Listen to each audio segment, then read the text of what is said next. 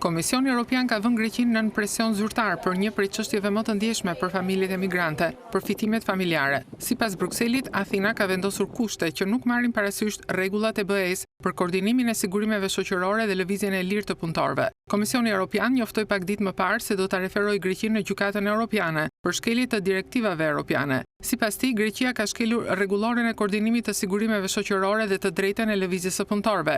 Ekzekutivi Evropian ka konstatuar se ligji grek parashikon se vetëm shtetasit e BE-s që kanë jetuar të paktën 5 vite në Greqi bashkë me fëmijët e tyre mund të aplikojnë për ndihmë familjare, ndërsa shtetasit jashtë BE-s, përfshirë mijëra shqiptar, duhet të plotësojnë deri në 12 vite banim të pandërprerë për të kualifikuar. Referuar legjislacionit evropian, shtetet anëtare nuk mund të pengojnë qasjen në përfitimet sigurimeve shoqërore, përfshirë përfitimet familjare me kërkesa rezidence. Kërkesat greke për 5 ose 12 vjet bien ndesh me këtë parim dhe bëjnë diskriminim sipas Komisionit Evropian. Po ashtu, e drejta e lëvizjes së punëtorëve siguron që punëtorët në lëvizje të kenë të njëjtat përparësi sociale dhe trajtim me punëtorët vendas. Kufizimi në përfitime familjare për punonjësit që punojnë në Greqi por nuk plotësojnë kohën e banimit mund të përbëjë mospërputhje me këto rregulla. Kjo është mbështetur dhe nga jurisprudenca e Gjykatës së Drejtësisë, e cila ka interpretuar gjërësisht mbrojtjen e punonjësve jo rezident për akses në përfitimet lidhura me punësim. Standardi dyfisht i konstatuar nga Komisioni Evropian duhet të ketë pasur pasoja të prekshme për emigrantët shqiptarë në vite.